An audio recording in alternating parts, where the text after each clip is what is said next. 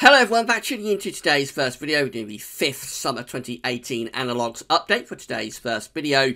We've got more on March. So last week for the 4th Analogues update, we looked at Analogues following the summers following the 25 wettest Marches on record for England and Wales, because March 2018 was the 7th wettest March on record since 1910 for England and Wales. This week we're looking at temperature, so we're going to look at cold Marches with a specific range of temperature close to the central temperature that we had for March 2018. And this, of course, it's all building up towards the summer forecast. The summer forecast will be released at Gazovitz on Sunday the 27th of May, so around halfway through the summer updates now. So time is cracking on, and we're going to have to start getting a little bit serious about these updates, I think, in the next few weeks, because it's already been quite serious anyway, but we are going to have to get more serious, I think, in the next couple of weeks, because time is cracking on now, and as I say, after today's update, we are over halfway through the summer updates for this season, building up towards the summer 2018 forecast. We've got a couple of season one roundups still to do as well. You'll see the second one of those on the final weekend, probably final Saturday of April. So a couple of weeks' time, we'll have the second seasonal model roundup for you. Just saying, it's going to be quite a long video, so you can't watch it all in one go. Don't worry, it will be kept on website indefinitely. You'll be able to come back and watch this video whenever you want by going to the summer updates and forecast page. I will place this video onto that summer updates forecast page later on today with a written summary going over everything that we discuss in the video. So you can't watch it all in one go. You will be able to come back and watch the video whenever you want on the summer updates page, and you'll be able to read that written report for around 6 or 7 o'clock tonight as well.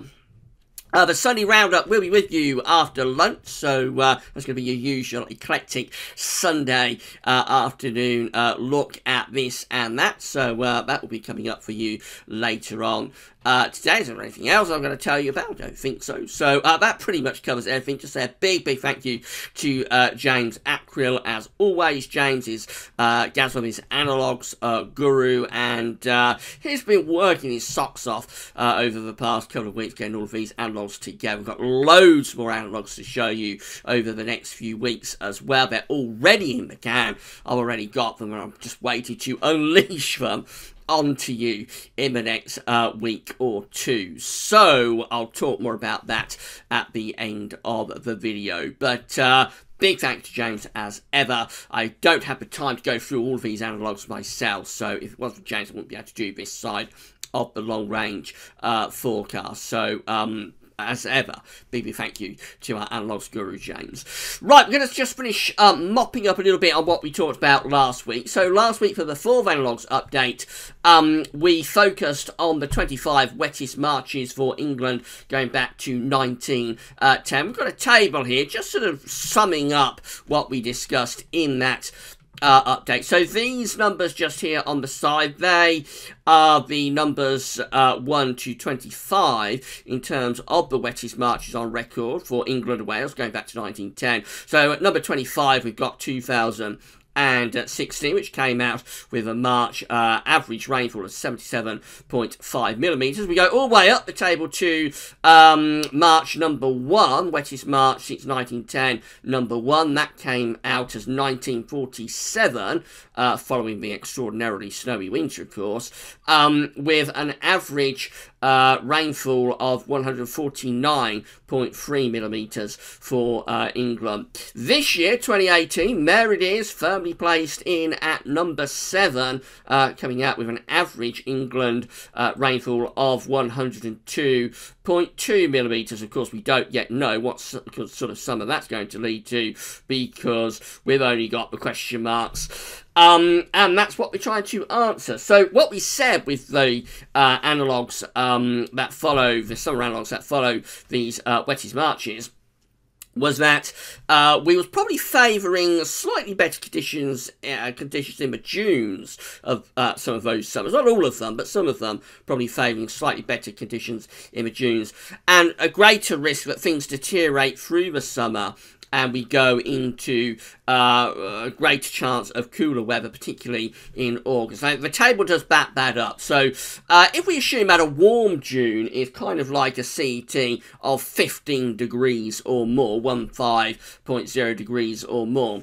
then we've got these numbers showing up, or these years showing up for that. So we've got 1947, and also we've got 1982, which had a warm June. We've got 1941, that had a warm June as well as 2016, and 20, as well as 2006, I should say, and as well as 2016. And also 1963 comes quite close to being a very warm June with 14.9. So I've actually got 1, 2, 3, 4, and 5 Junes out of those top 25 wettest Marches that are coming out as really warm Junes. Compare that to August, and in August, if you assume that a really warm August is a CET of above 17.0, then in August we've just got that year there,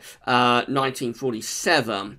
And this one down here, right at the very bottom, 2016, coming out at 17.0. Now, there are a couple that get quite close to being very warm in August. We've got 2001 and 1937 as well. Maybe you would say 1979 and 1914 also, but they're on the cusp really, and I think we do have to say that anything that's under 17.0, it is a bit warmer than average, but it's not particularly notably warm. So I think we do see in evidence there that there is a greater chance of having a warm June compared to a greater chance of having a warm August. And about July, well, that's quite interesting because we do have some very hot Julys included here. So we've got 2006, which is the hottest July and the hottest month on record of the CET at 19.0, and we've also got 1989 as well coming out with a hot July at 18.2. Again, the same idea for July. A really warm July is basically a CET at or above 17.0. And again, I think really there are a few of those. So we've got 2001, we've got 1941 doing that as well, also 1947. 1947 was a cracking summer. Look how warm it was from June through to August. It really was a remarkable summer following such a severely cold winter, but I'm off on a bit of a tangent with that. However, there are some very cold Julys in there as well. 1981, 1919, 1912, 1914, 1916, 1913. I mean, it just goes on and on. 1963, 1980, etc., and down to 1998 also. So I think we do prove the point here that generally, I mean, none of the summer months have a particularly strong sort of indication of being a very warm summer. There's no really strong indication of that.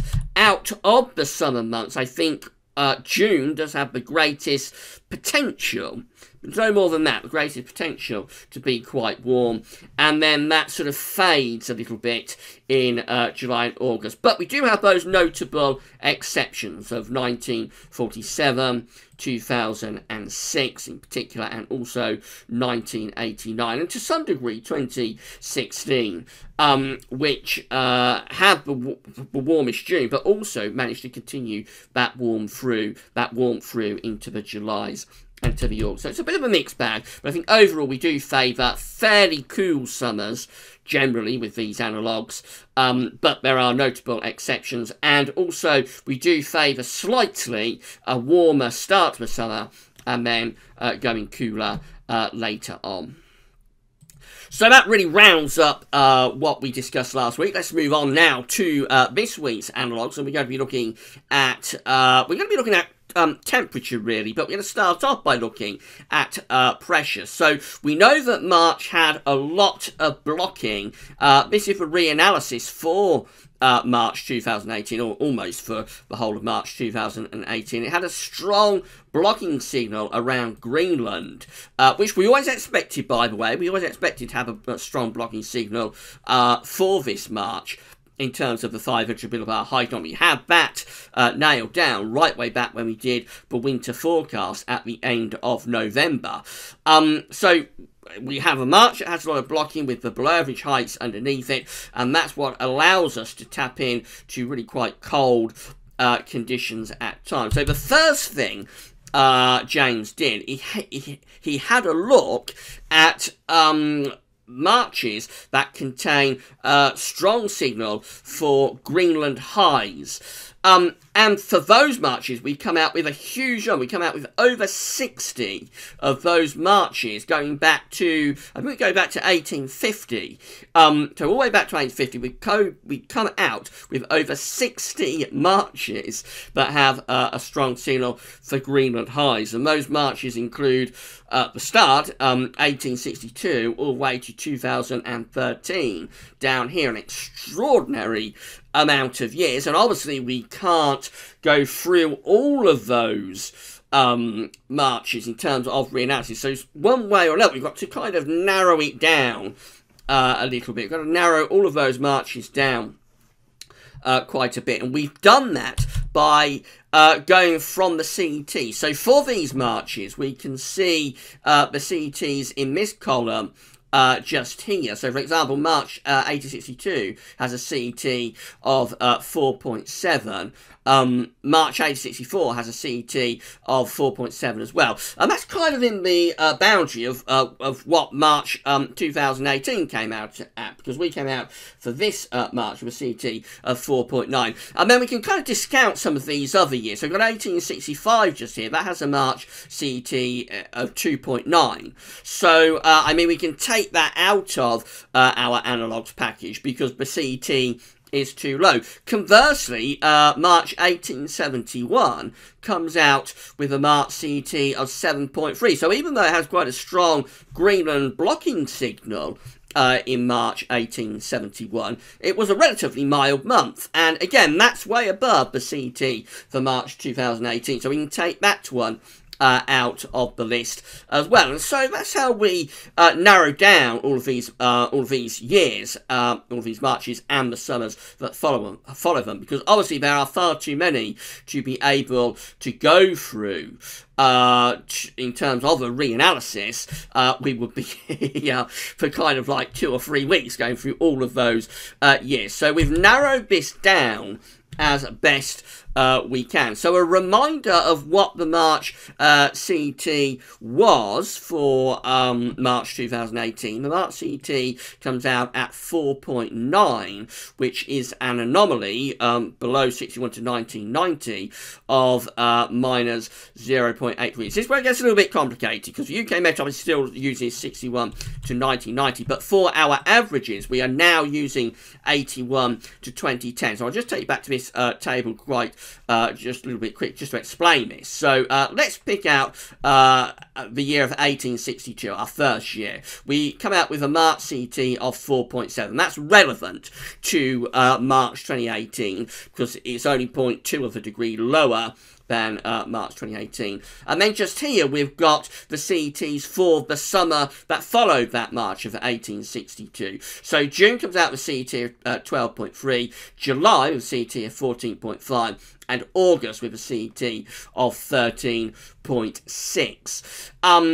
And compared to the 81 to 2010 average, these are, all 3 of these summer months are substantially below average. So compared to the 81 to 2010 average, which is the average that we're using now, for our analogues and reanalysis, compared to 81 to 2010, that's a really cool summer. It's a cold summer, actually, with a very dismal July and August combination in particular.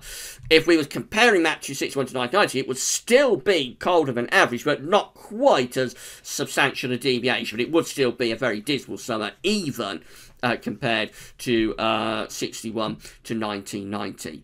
So the analogues that we have picked out are all of the summers that follow marches with CETs of between 4.6, sorry, I've got that wrong, 4.4 and 5.4. So we've got a degree range here for these summers that are following marches with a CET of 4.4 to 5.4. That's critical, because anything that is under, let's go back to the table, anything that is under 4.4 is taken out of our analogues package. So, for example, we won't be seeing 1865 featured in these analogues. That's too cold.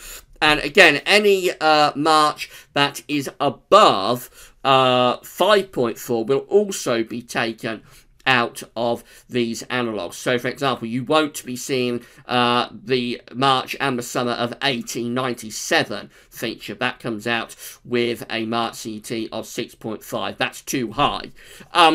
We just had to narrow this down as best we could, and we thought a 1 degree range, placing March 2018 at 4.9 right slap bang in the middle of that 1 degree range was going to be the best way to go to narrow this down. So we begin by having a look at that first summer I was just talking about, really dismal summer of 1862. We know it's a very cold summer, so you would expect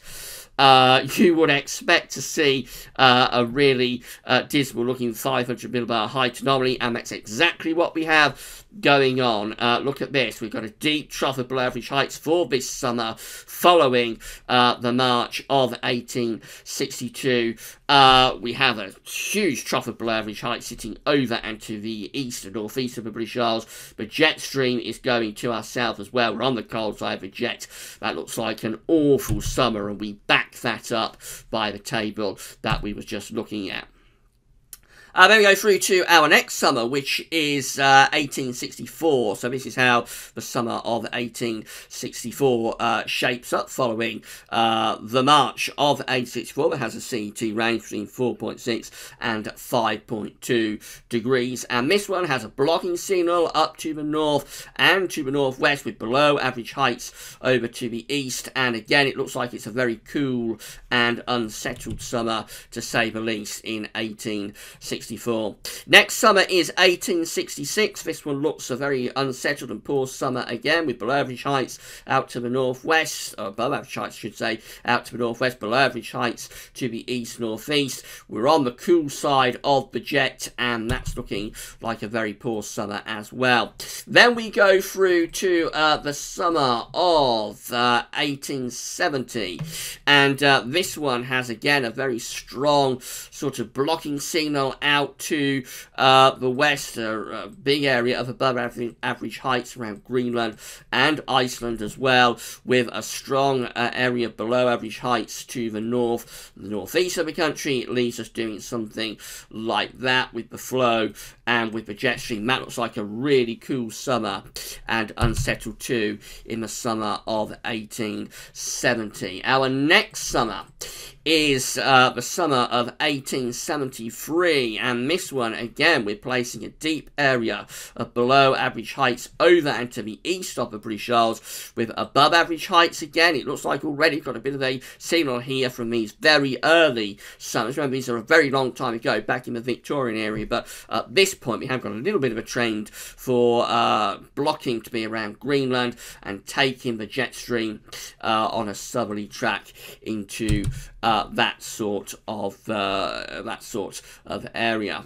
We go through to our next summer. It doesn't look like I've zoomed in on me, so I'm going to have to pause the video and zoom in, I think, because it can take too long if I have to zoom in as I'm talking. So I'm going to pause the video in a second. We've got the summer of 1876, and this one looks like a rather better summer. We have above average area of heights around the UK, with below average heights up to the north. That one should be sending the jet stream a little bit more to our north, with that ridge of above average heights centering itself over the UK. That looks like the first okay summer that we've had. I don't think it will be anything to get overly excited about, but it does look as though it probably is the first reasonable summer that we've had to talk about. Now I'm going to pause the video there, and I'm going to zoom all of these charts in. I forgot to do that, so sorry about that. I'll see you back here in around 1 minute's time.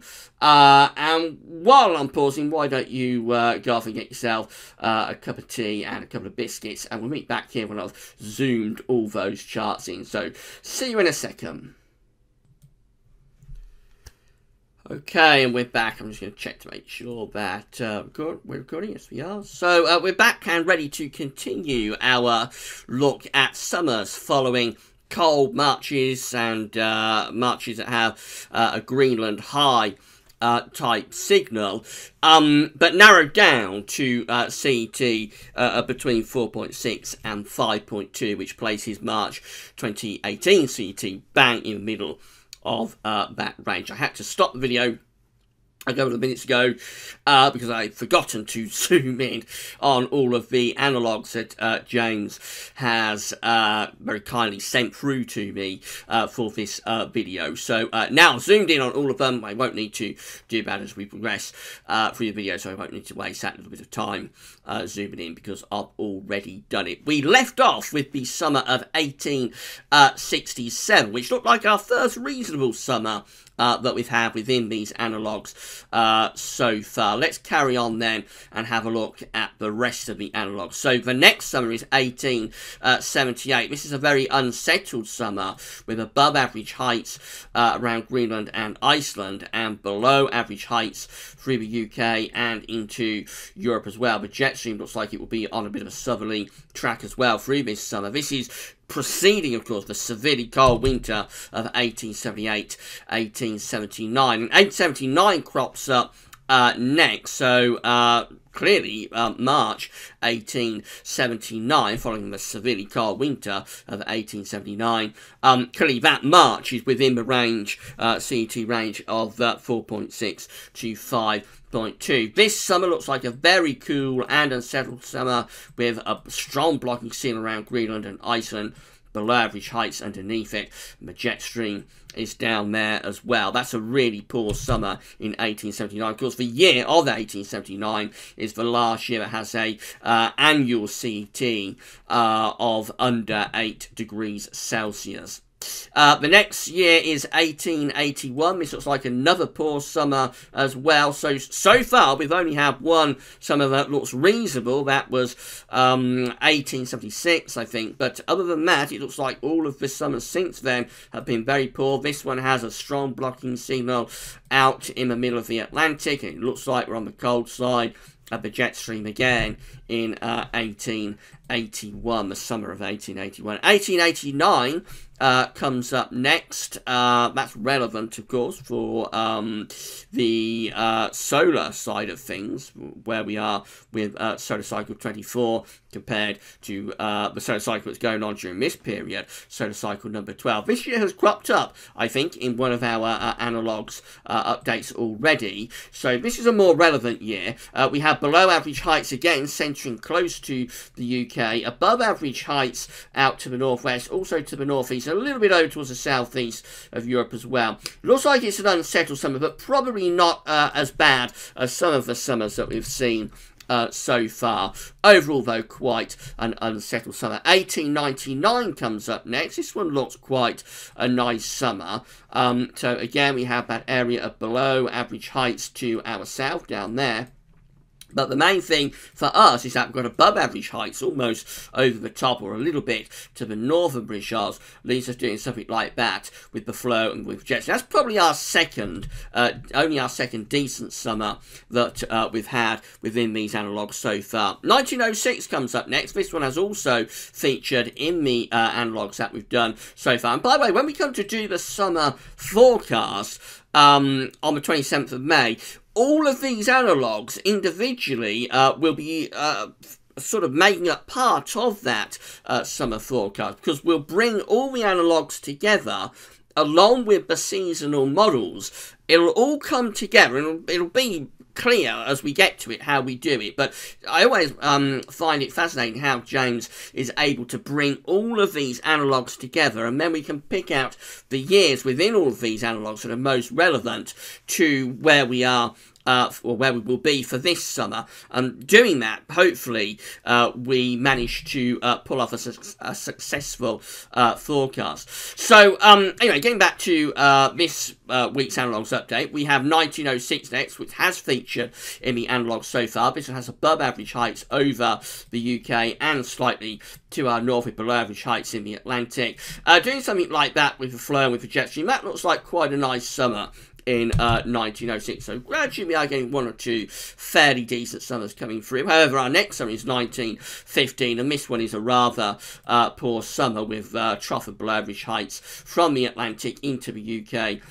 Jet stream going through like that, and we also have quite a strong blocking signal to our north as well. 1922 comes up next. This one has featured in the Analogues updates as well so far this year, and this one is a really bad summer. It's one of the worst summers of the 20th century, actually, 1922. Remember, all of these summers are following marches that have CETs between 4.6 and between 4.4, I should say, and 5.4. So there's a 1 degree range within all of these summers, and that places the summer of March, I should say, of 2018, right directly in the middle of that range. We go through to 1930 next. This one looks like a very poor summer as well in 1930, with that large area below average heights over the UK, and the jet stream is going something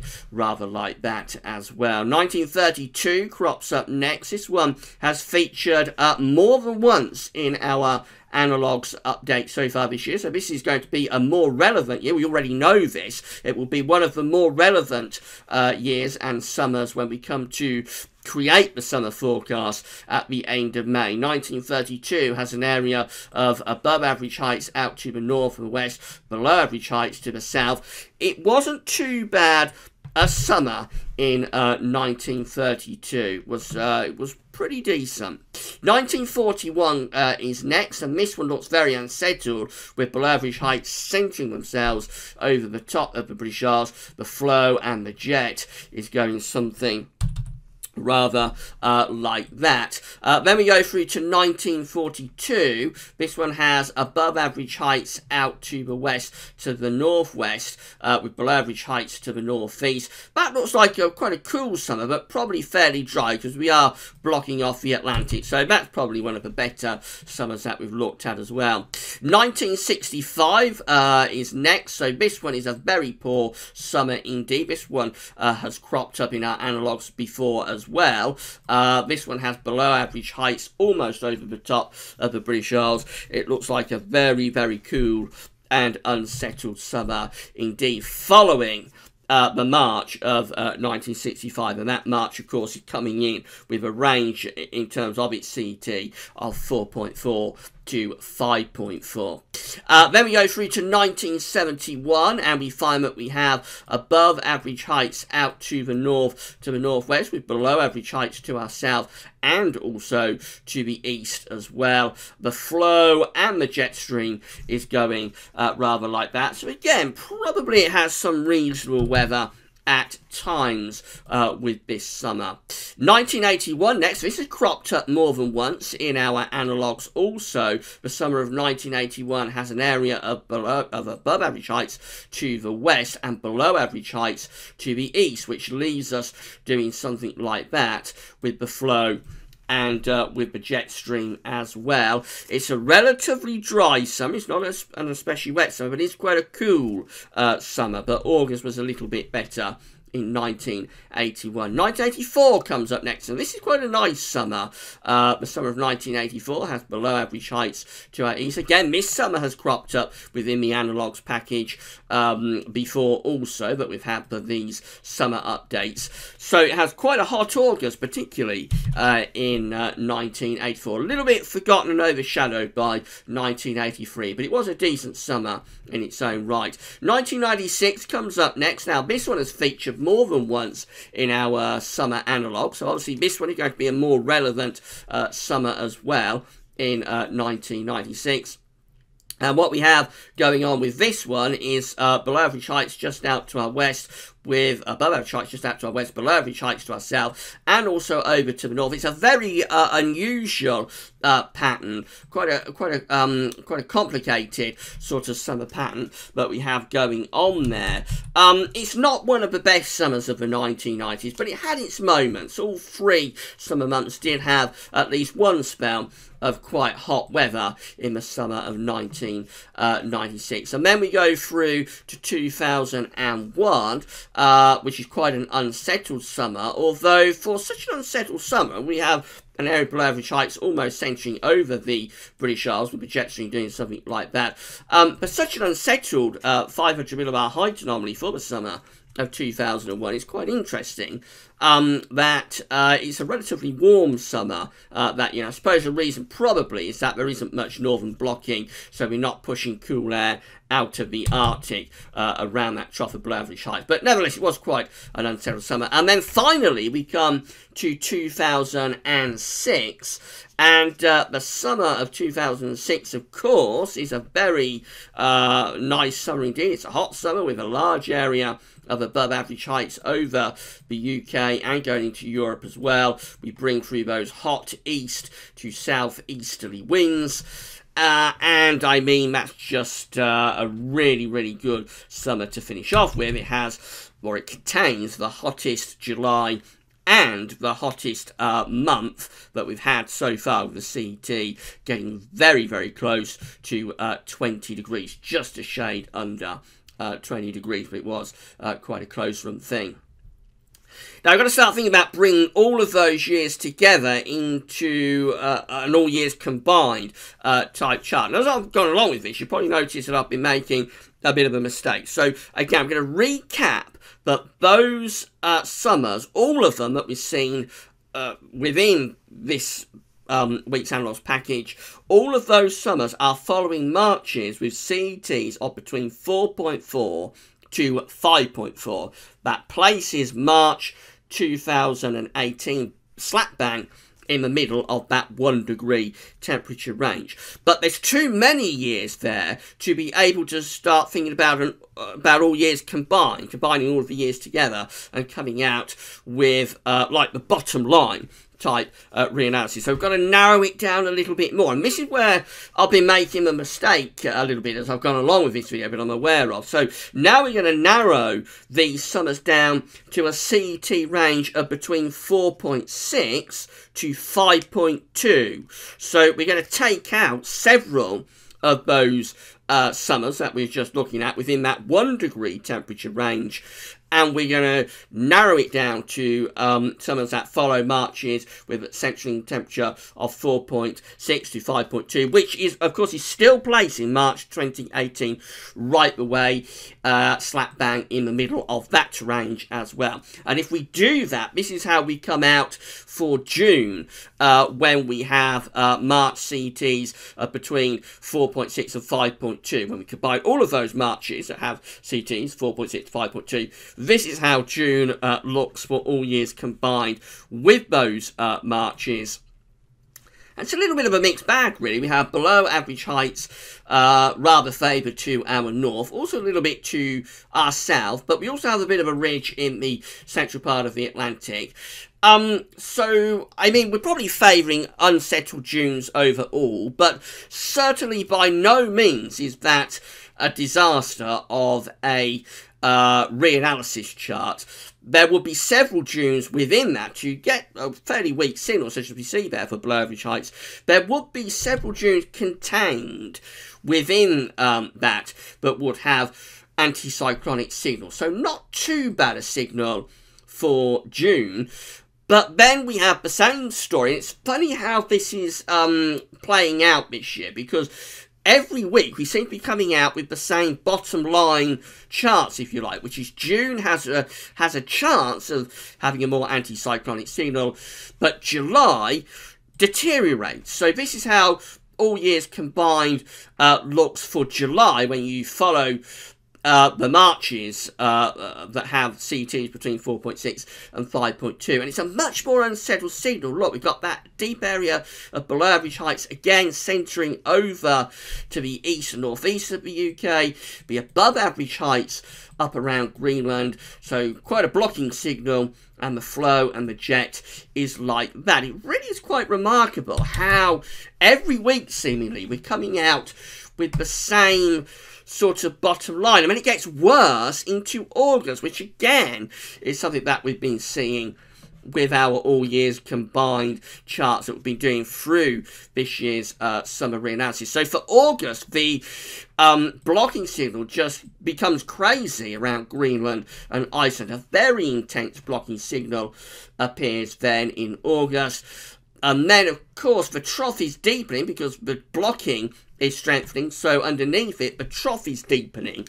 So for August, it looks like, again, we are favouring, with these analogues, notably unsettled and cool conditions. It doesn't mean that every single August within the years that we're using here would show this kind of setup, but many of them would do to come away with such a strong cool and unsettled looking signal for August. And so all the months combined, we put them all together and come out with an overall summer analogue.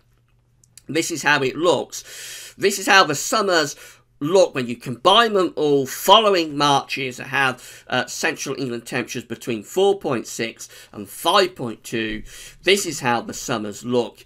And again, it's the same story that we've had through these updates that we've been doing so far, with a strong blocking signal, again favoured to be to our north, below average heights over and to the east and northeast of the British Isles. We are placed on the cold side of the jet stream is going rather like that, and it just looks like a very, very disappointing signal for the summers overall. Bearing in mind there would be exceptions within that, and bearing in mind June has the greatest chance of being a slightly warmer and drier month, but it looks like we favour a deterioration. Finally, I'll just leave you with a table again that sums up what was just discussed in terms of these summers. So again, we're looking at summers that have a Greenland high signal with a CET range of between 4.4 and 5.4. Actually, I think that's going to be a little bit wrong. So this would be summers that have a CET range of between 4.4 and 5.4. And again, because we had to narrow that down to get our composites, but going back to the full 1 degree temperature range, this is what we come out with. And again, the averages for the summer months are compared to 81 to 2010. Always keep that in mind now with the analogues updates that we do. So again, we've got the years just here. 1862 is our first year, down to 2006 down there.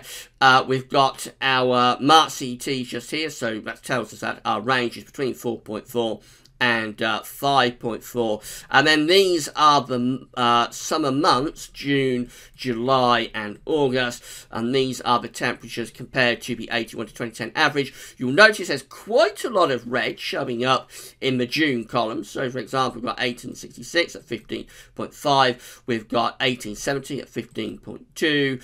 Again, I'm assuming that a really warm June is a CET at or above 15.0. We've got 1878 coming out at 15.1, 1889 coming out with a June CET of 15.3, 1899 coming out with a June CET of 15.7, 1930 comes out at 15.3, 1941 comes out at 15.1. That's a nice June as well, 1941.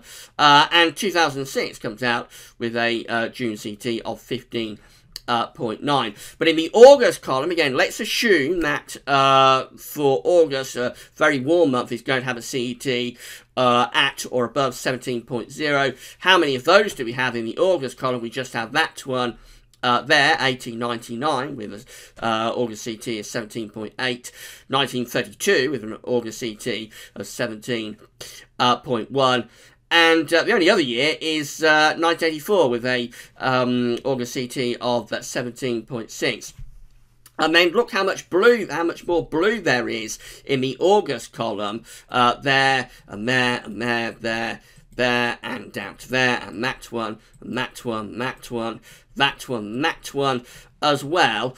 How much blue there is in the August column compared to how much blue there is in the June column. We have far more in the way of blue, colder than average months appearing in the August column compared to the June column. July is a little bit in between, so many of these Julys are also coming out very cool as well. But there are some warm months. We've got 1870, 1876, 1899, 1941, and then down to 2001, and of course our hottest month and hottest July, hottest month on record, 2006, that one just there. So again, it's funny how this is working out this year. It's the same, I'm telling you the same story every week. It's such a strong signal that's coming through with the analogues this year for